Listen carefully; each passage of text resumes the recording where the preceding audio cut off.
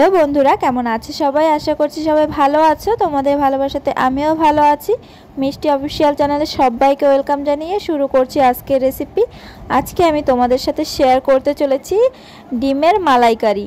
তো ডিম কষা সবাই খেয়েছো, ডিমের তরকারিও সবাই খেয়েছো, বাট ডিমের মালাইকারিটা একবার হলেও তোমরা ট্রাই করে দেখতে পারো। এটা কিন্তু রুটি, ফ্রায়েড রাইস আর নানের সাথে খেতেও খুবই ভালো লাগে। তো চলো বেশি কথা না বাড়িয়ে আজকে রেসিপিটা শুরু করা যাক। ডিমের মালাইকারি করার জন্য এখানে আমি 5টা সিদ্ধ ডিম নিয়ে নিয়েছি। এরপরে একটা ছুরির সাহায্যে আমি ডিমটাকে এরকমভাবে একটু কাট লাগিয়ে নেব, যাতে ডিমের ভিতরে খুব ভালোভাবে মশলাগুলো ঢুকে যায়। আর এরপরে কিন্তু এটা খেতেও বেশ ভালো লাগে।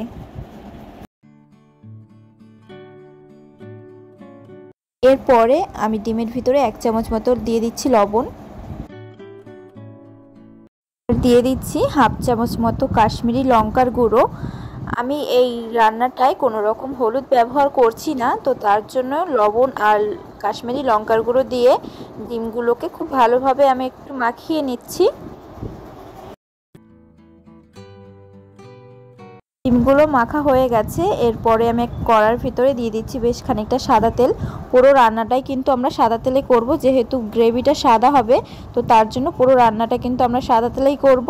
এরপরে মেখে রাখা ডিমগুলো আমি এর ভিতর দিয়ে দিলাম। এবার এই ডিমগুলোকে বেশ সুন্দর করে ভেজে নিতে হবে।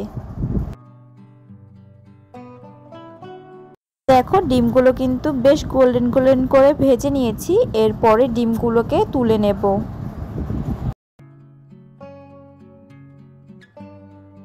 ডিমগুলোকে তুলে নিয়েছি, বাকি রান্নাটা কিন্তু এই তেলেই করব। এখন এখানে কিছু গোটা ফোড়ন দিয়ে দিচ্ছি, যেমন দিচ্ছি একটা তেজপাতা, 2টো শুকনো লঙ্কা, 2টো এলাচ আর একটা দারচিনি। এই ফোড়নটাকে খানিকক্ষণ তেলের সাথে খুব ভালোভাবে একটুখানি ভেজে নেব।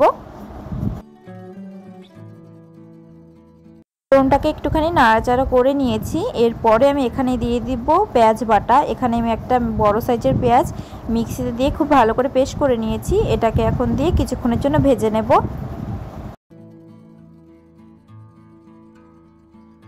পেঁয়াজটাকে কিন্তু খুব ভালোভাবে আমি ভেজে নিয়েছি। পেঁয়াজের যে জলটা ছিল সেটাও কিন্তু শুকিয়ে গেছে। এরপরে আমি এখানে দিয়ে দেব 1 টেবিল চামচ মতো আদা, রসুন আর কাঁচা লঙ্কা বাটা। এটা দেওয়ার পরও কিন্তু খুব ভালোভাবে আরও একবার এটা নাড়াচাড়া করে নেব। 3 মিনিট সময় নিয়ে পেঁয়াজ, আদা, রসুন, কাঁচা লঙ্কাটাকে খুব ভালোভাবে ভেজে নিয়েছি। এরপরে আমি এখানে অ্যাড করে দেব স্বাদ মতো লবণ।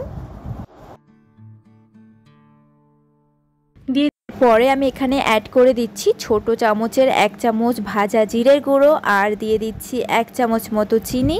আর এগুলোকে দিয়ে খুব ভালোভাবে আরও একবার নাড়াচাড়া করে নিচ্ছি যতক্ষণ আমাদের এই মশলাটা হচ্ছে। তো আমরা কিন্তু মালাইকারির জন্য দুধটা রেডি করে নেব। যেহেতু এটা ডিমের মালাইকারি হচ্ছে, দুধটা কিন্তু প্রয়োজন। তোমরা চাইলে কিন্তু নারকেলের দুধ থেকেও এই মালাইকারিটা করতে পারো, না হলে কিন্তু এরকমভাবেও দুধটা তৈরি করে নিতে পারো। তো দুধটা তৈরি করার জন্য সবার প্রথমে আমি এখানে নিয়ে নিচ্ছি 1 কাপ মতো জল। এটা আমি কিন্তু উষ্ণ গরম করে নিয়েছি। আর দিয়ে দিচ্ছি 4 টেবিল চামচ মতো গুঁড়ো দুধ। তো গুঁড়ো দুধটা দিয়ে এটা কিন্তু খুব ভালোভাবে আমি নেড়েচেড়ের সাথে মিশিয়ে নিচ্ছি। সব সময় কিন্তু নারকেলের দুধটা আমাদের কাছে থাকে না, তার জন্য কিন্তু এরকম তোমরা বানিয়ে নিতে পারো। এটা দিয়েও কিন্তু মালাইকারিটা খেতে অনেক ভালো লাগে। এদিকে কিন্তু মশলাটা খুব ভালোভাবে কষানো হয়ে গেছে। এরপরে এর ভিতরে আমি দুধটা দিয়ে দিচ্ছি। তো দুধটা মশলার ভিতরে দিয়ে খুব ভালোভাবে নাড়াচাড়া করে নেব। তারপরে ভেজে রাখা ডিমগুলো এর ভিতরে দিয়ে দেব। পরে এটা ঢাকা লাগিয়ে 5-7 মিনিটের জন্য লো টু মিডিয়াম আঁচে রান্না করে নেব। 7-8 মিনিট আমি ঢাকাটা সরিয়ে নিচ্ছি। এরপরে এই ডিমটাকে আরেকটুখানি নাড়াচাড়া করে নেব। এবার এর ভিতরে আমি দিয়ে দিচ্ছি অল্প করে ঘি। ঘি দিলে কিন্তু এই রেসিপিটার স্বাদটা কিন্তু আরো বেড়ে যায়। এরপরে কিন্তু ঘিটা দিয়ে এটাকে আর 5-7 মিনিট মতো আর একটুখানি জাল করে নেবে। তারপরে গ্যাসের ফ্লেমটা অফ করে দিতে পারো। তারপরে কিন্তু গরম গরম তোমরা সার্ভ করে দিতে পারো ভাত, ফ্রাইড রাইস বা নানের সাথে। এটা কিন্তু খেতে অসাধারণ লাগে। খুবই কম সময় কিন্তু তোমরা এটা তৈরি করে নিতে পারো। দেখতেই পাচ্ছ কতটা সুন্দর হয়েছে। দেখতে যতটা না ভালো লাগছে, খেতে কিন্তু এর থেকেও অনেক বেশি ভালো লাগে। তো তোমরা একবার বাড়িতে ট্রাই করে দেখতে পারো। আজকের ভিডিওটা কেমন লাগলো কমেন্ট করে জানাতে কেউ ভুলো না। যারা যারা এখনো পর্যন্ত চ্যানেলটাকে সাবস্ক্রাইব করোনি অবশ্যই চ্যানেলটাকে সাবস্ক্রাইব করে পাশে থাকা বেল আইকনে ক্লিক করে অল অপশন অন করে দিও, যাতে আমি যে কোনো ভিডিও আপলোড করব সবার আগে তোমাদের কাছে পৌঁছে যাবে। আজকের ভিডিওটা এখানেই শেষ করছি। সবাই ভালো থেকো, সুস্থ থেকো, সবাইকে টাটা।